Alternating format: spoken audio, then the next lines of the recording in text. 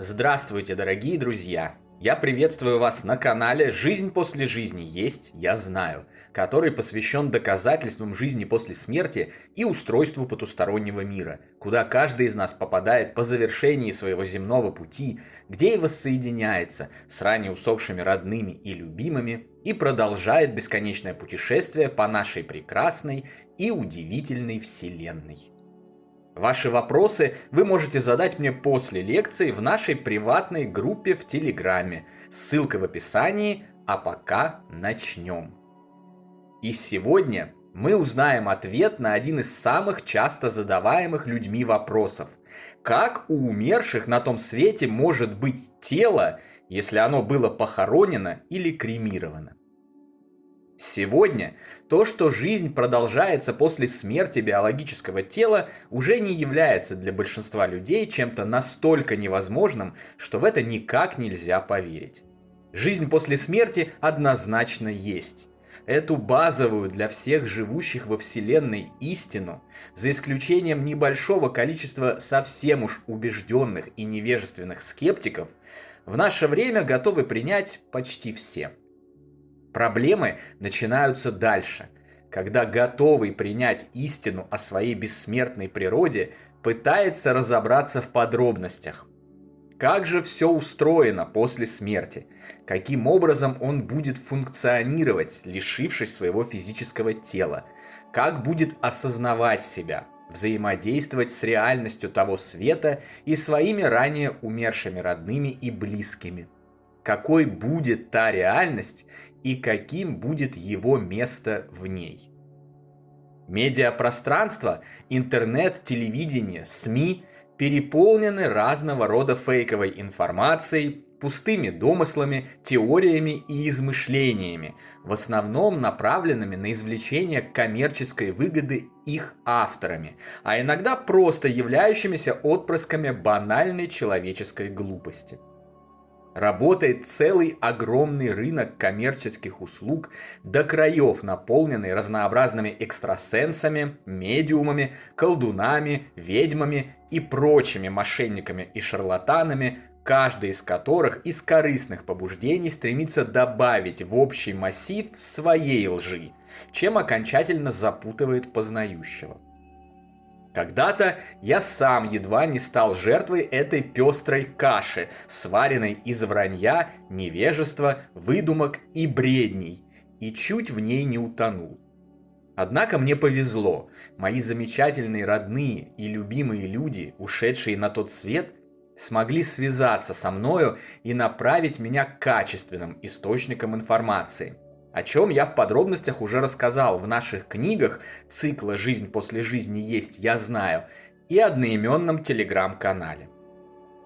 Изучив тысячи таких источников, книг, статей и протоколов экспериментов, обобщив их и прибавив туда личного опыта, я сложил картину истины и очистил свое сознание от лжи и противоречий. И к своей радости ныне делюсь полученными знаниями со всеми, кто в них может нуждаться. Одним из самых сложных моментов, связанных с продолжением жизненного пути после гибели тела, о который разбивается стремление пытающегося разобраться в устройстве жизни после смерти, является непонимание, как у умершего человека может быть тело. Ведь всем известно, что тело умирает, кладется в могилу или кремируется, и его просто не может быть. Павел, как это мы возьмемся за руки с умершими любимыми, если рук уже нет? Довольно часто возмущенно вопрошают мои читатели, зрители и слушатели.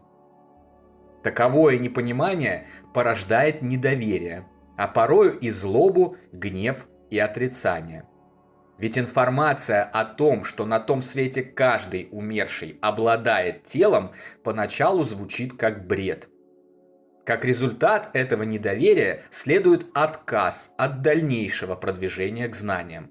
Человек убеждает себя в том, что такого не может быть просто потому, что не может быть никогда, и останавливается в своем развитии. И тем не менее, это действительно так. Каждый умерший, оказавшись на том свете, обнаруживает, что у него есть тело. Это тело почти такое же, как и то, которым он обладал в земном мире, который покинул после смерти. Оно такое же живое, такое же теплое, такое же плотное.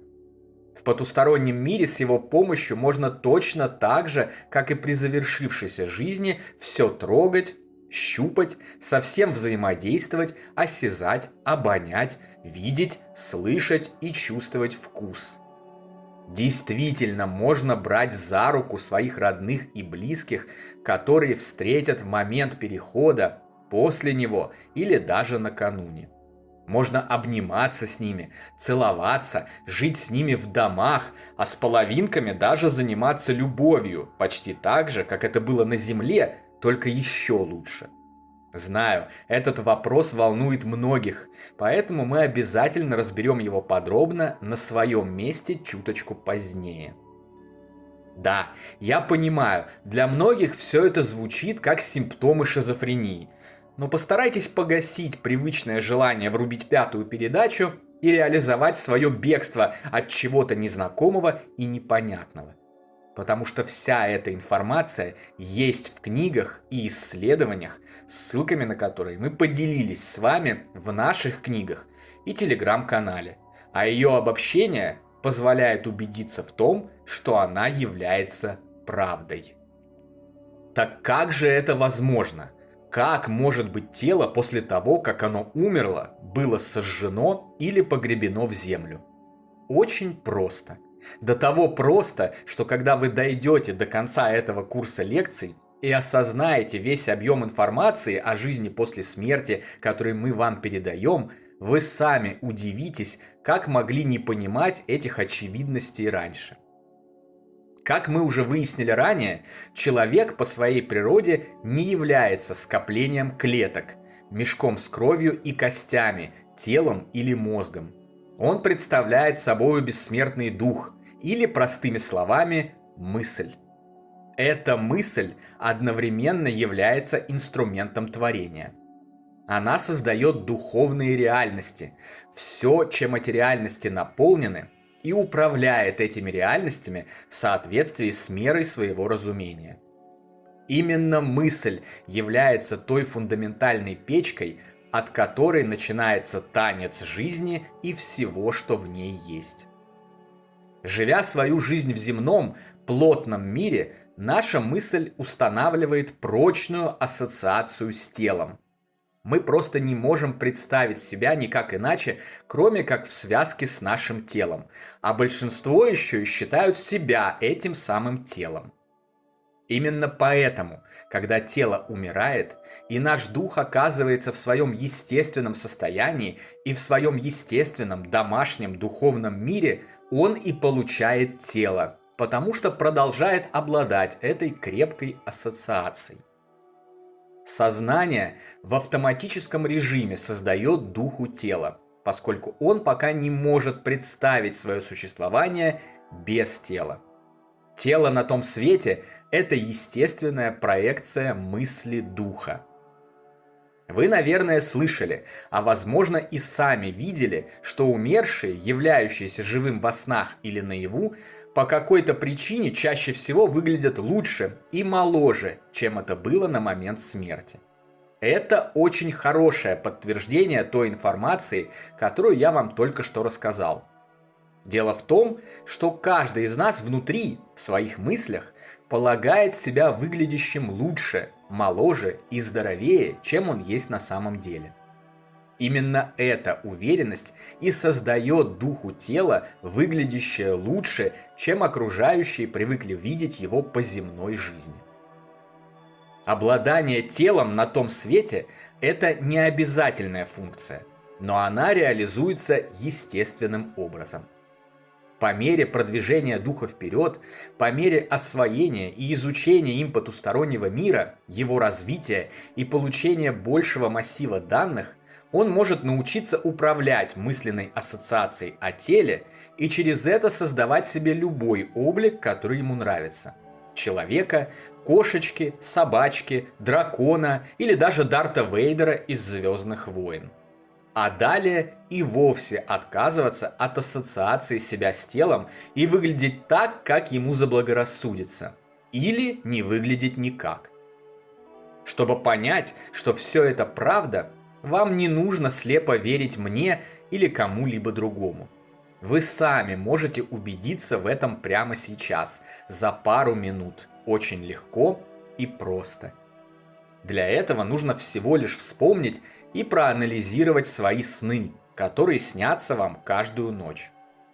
Во снах вы ведь тоже обладаете вполне плотным телом, с помощью которого можно ходить, бегать и даже летать. Все трогать, со всем взаимодействовать, есть, заниматься уже упомянутой любовью и делать все остальное. Но ведь пока вы все трогаете, бегаете и летаете во сне, ваше биологическое тело отключено и недвижимо лежит в постели в темной комнате. Его глаза закрыты, в них не попадает свет, а значит и нет никакой визуальной информации. И все же в этот самый момент у вас есть другое, духовное тело, с теми же самыми и даже более расширенными возможностями, как и в физической реальности. Вы все видите, слышите, чувствуете и обладаете полным телесным функционалом. Здесь все работает точно по тому же механизму, который я уже описал. Отключившись от тела с его засыпанием, ваш дух на время покидает его, но продолжает ассоциировать себя с телом. Поэтому и строит его себе в духовном мире сна. После смерти все устроено точно таким же образом. Итак, мы разобрались, что если не торопиться врубать бегство от новой и пока мало понятной информации, а постараться разобраться, погрузиться и проанализировать, выясняется, что все довольно просто и, самое главное, понятно. Домыслы, допущения, фейки и ложь коммерческого рынка паранормальных услуг уступают место знаниям. Противоречия устраняются, а истина начинает сиять ярче солнца в самый погожий летний денек. В результате то, что казалось бредом, становится вполне логичным кусочком пазла, дополняющим общую картину, кое органично расставляет все на свои места. Это собранная вашим собственным трудом гениальная картина в итоге и приводит к абсолютной уверенности в том, что жизнь после смерти продолжается для всех.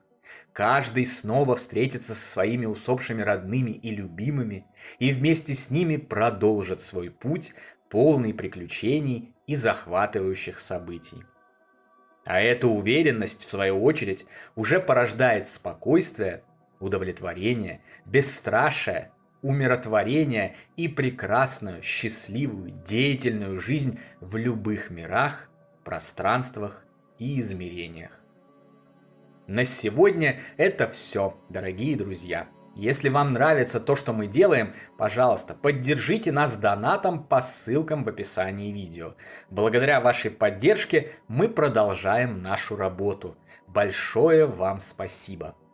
Дополнительную интересную и полезную информацию за пределами лекций, ответы на ваши вопросы о жизни после смерти и наш приватный чат, в котором я бываю регулярно, вы найдете в нашем телеграм-канале. Ссылка на него, как всегда, в описании видео и на экране. Добро пожаловать! Встречаемся на следующей лекции здесь же, на нашем канале. А пока всего вам самого лучшего, волшебного и замечательного.